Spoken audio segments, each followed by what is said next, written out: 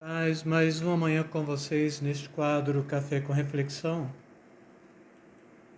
E hoje eu quero estar lendo para vocês Isaías capítulo 55, versículos 1 e 2. E depois a gente vai discorrer alguma coisa sobre estes dois versículos. Ou três versículos, e ainda eu quero fazer um paralelo do Evangelho e da religião. O profeta Isaías, ele diz o seguinte: ó vós todos o que tem de sede, vinde às águas. E os que não têm dinheiro, vinde comprai e comei. Sim, vinde comprai, sem dinheiro e sem preço, vinho e leite. Por que gastai o dinheiro naquilo que não é pão? E o produto do vosso trabalho naquilo que não pode satisfazer? Ouve-me atentamente e comei o que é bom, e a vossa alma se deleite com a gordura. Inclinai os vossos ouvidos e vinde a mim. Ouve, e a vossa alma viverá. Porque convosco farei uma aliança perpétua, dando-vos as firmes beneficências de Davi. Quando, de fato, nós estamos lendo o profeta Isaías, estamos lendo um profeta que a gente chama, dentro do contexto bíblico mesmo, teológico, de profeta messiânico, porque 2/3 do que ele fala, ele está falando acerca do Messias que havia de vir, de Cristo. E aqui ele começa fazendo um confronto, ou trazendo uma profecia de confronto para com a nação. E quando ele está falando: ó vós que tendes sede, vinde às águas, e o que não tem dinheiro, vinde comprar e comer. Sim, vinde comprar sem dinheiro, sem preço, vinho e leite. Ele está falando: vocês que estão se esforçando, bem traduzido mesmo, tentando ser bonzinho dentro do bojo da religião, tentando cativar e cultivar alguma coisa que possa suprir as vossas carências e as vossas necessidades de pão e de bebida. E neste contexto aqui, a alusão mesmo é a salvação. E depois ele está falando mais uma vez que o esforço humano da religião é alguma coisa que é meramente esforço humano e que se perde. Por que gastai o dinheiro naquilo que não é pão e o produto do vosso trabalho naquilo que não pode satisfazer? Ouve-me atentamente e comei o que é bom, e a vossa alma se deleite com a gordura. E depois ele diz: inclinai os vossos ouvidos e vinde a mim. Ouve, e a vossa alma viverá, porque convosco farei uma aliança perpétua, dando-vos as firmes beneficências de Davi. Quando ele está falando isto, então ele está falando: olha, você não tem que ter esforço, você não tem que procurar de uma forma até meio que psicótica ou cheio de neurose o conceito da religião, porque por mais que você empenhe-se nisto, por mais que você gaste tempo com isto, por mais que você gaste todos os seus dividendos nisto, isto não é pão. E isto não pode satisfazer. O que pode satisfazer é a capacidade de vocês me ouvir atentamente, porque quando vocês me ouvem atentamente, então vocês podem comer o que é bom e vocês vão ter uma alma que pode se deleitar com a gordura. Vocês vão ter uma alma que pode estar salva. Praticamente é isso que ele está falando. E a capacidade de ouvir é uma capacidade que vai contra a religião, porque a religião ela é proposta por dogmas, por padrões, por costumes, por tradições e por muitas normas. O Evangelho ele vai na contramão de direção, porque então ele não se enquadra dentro de normas, padrões, preceitos, conceitos de homens, mas é uma quebra de paradoxo.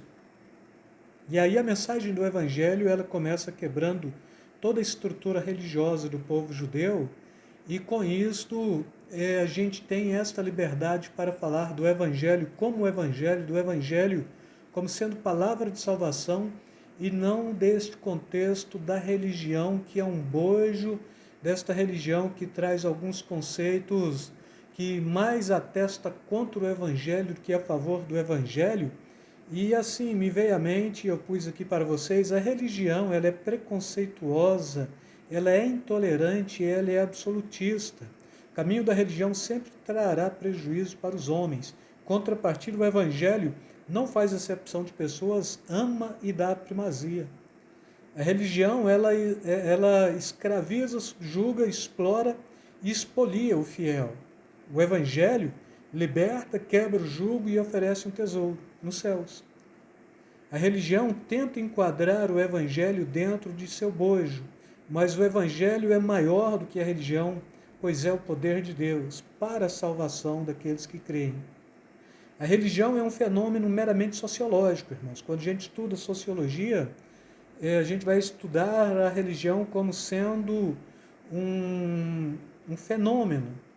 Então a gente vai trabalhar, precisa da base da religião, dentro de uma sociologia bem feita, precisa da base da religião, mas como as outras bases, o Estado, a família, assim por diante, e a religião estuda-se dentro do que a gente chama de fenomenologia, e o Evangelho não se enquadra dentro de uma sociologia fenomenológica, nem de direita, nem de esquerda, nem de centro. Então a religião ela não tem aqui esta conotação também que é muito comum se perceber hoje no mundo todo, né? Se é de direita, se é de esquerda, ou se o líder é cristão, se o líder não é cristão, o líder da nação e assim por diante.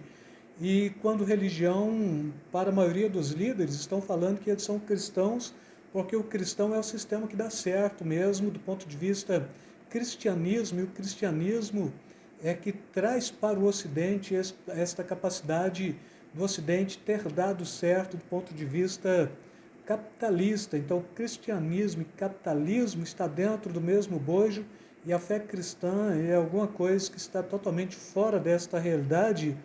E assim, irmãos, é a religião que deve se enquadrar no padrão do Evangelho e não de outra forma. Não é o Evangelho que tem que se enquadrar dentro do padrão da religião. Não é pelo fato de ser chamado de religião cristã que se pode atestar como cristão para a salvação. É uma outra proposta também, porque as maiores seitas que nós encontramos dentro, desde o início do primeiro ano da fé cristã, do primeiro século mesmo, do arianismo, apolinarianismo, e hoje as seitas também que se denominam cristãs, mas que nada tem a ver com cristão, com a fé cristã, porque invoca o nome de mortos, faz oferendas para entidades e assim por diante. Então, pelo simples fato de falar, olha, eu participo de uma religião cristã, pelo simples fato de você propor estar dentro de uma religião cristã, você pode se atestar cristão para a salvação, porque necessariamente não. Tudo aquilo que propõe algo maior do que Cristo ou igual a Cristo para a salvação, que seja anátema, e tudo aquilo que se levanta para incrementar dentro do Evangelho, para trazer uma nova roupagem, que seja anátema. O Evangelho é palavra de boas novas, e se o Evangelho fala que o homem é pecador, que Deus salva, não mediante as obras, mas mediante a fé, é assim que é. E aí eu quero trazer uma narrativa bíblica também para fechar este quadro da semana, não é? Que diz assim, é o próprio Jesus quem está falando, e eu gostaria que vocês atentassem bastante para esta fala. Nem todo aquele que me diz Senhor, Senhor, entrará no reino dos céus, mas apenas aquele que faz a vontade do meu Pai que está nos céus. Muitos me dirão naquele dia, Senhor, Senhor, não profetizamos nós em teu nome? E em teu nome não expulsamos demônio e não realizamos muitos milagres? Então lhe direi abertamente ou claramente, nunca os conheci. Afastem-se de mim, vocês que praticam o mal. Portanto, quem ouve estas minhas palavras e as pratica, é como um homem prudente que construiu a sua casa sobre a rocha. Caiu a chuva, transbordaram-se os rios, sopraram-se os ventos e deram contra aquela casa, e ela não caiu porque tinha sido alicerçada na rocha. Mas quem ouve estas minhas palavras e não as pratica, é como um insensato que construiu a sua casa sobre a areia.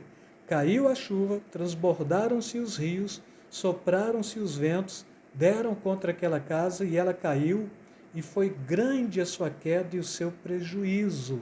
Mateus capítulo 7, versículos 21 a 27, e eu quero fechar esta reflexão propondo que ouvir e praticar, sim, isto é o Evangelho de Deus. Ouvir e não praticar, este é um papel que a religião está fazendo o tempo todo, porque ouve e pratica outra coisa. Então tem uma esquizofrenia espiritual. Consegue até ler a Bíblia, consegue até ouvir do Evangelho, mas não consegue pôr em prática, porque na hora de pôr em prática, tem que pôr em prática o bojo da religião, bojo daquilo que trouxe a nomenclatura daquilo que você está servindo. E mais uma vez eu quero trazer isto aqui: a religião é preconceituosa, intolerante, absolutista. O Evangelho não faz acepção de pessoas, ama e dá primazia. A religião escraviza, subjuga, explora e expolia o fiel. O Evangelho liberta, quebra o jugo e oferece um tesouro nos céus. E ainda a religião tenta enquadrar o Evangelho dentro do seu bojo, mas o Evangelho é maior do que a religião, pois é o poder de Deus. A religião é um fenômeno meramente sociológico. O Evangelho não se enquadra dentro de uma sociologia fenomenológica, nem de direita, nem de esquerda, nem de centro. É a religião que deve enquadrar no padrão do Evangelho e não o Evangelho que deve enquadrar-se dentro do padrão da religião. Não é pelo fato de ser chamado de religião cristã que o homem pode atestar-se como cristão para a salvação.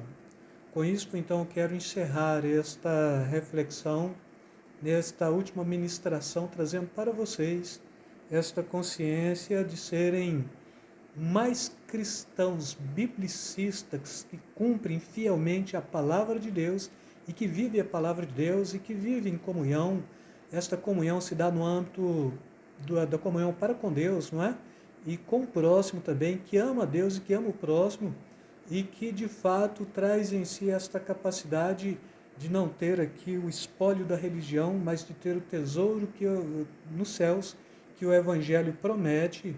E deixa de ser religioso e seja cristão de fato e de verdade.